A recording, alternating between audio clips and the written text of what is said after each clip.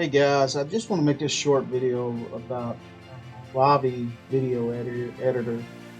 It's got to be one of the best video editors I've ever used, and I've been using this thing for at least 5 years.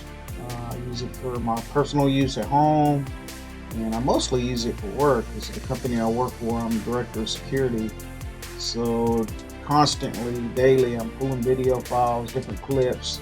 And this allows me to put it all together seamlessly into one video and do the edits, make it clear, so when I send these video clips to other managers or whoever I need to have the video, whether it's the police department or whatever, they can clearly see a timeline on what's going on without having to look at each individual clip.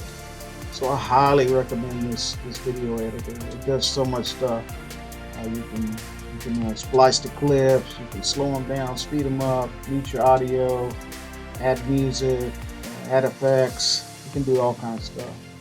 So it's a great program, and I would recommend it to anyone out there, especially in the security business, when you have to do all these videos and make it make sense.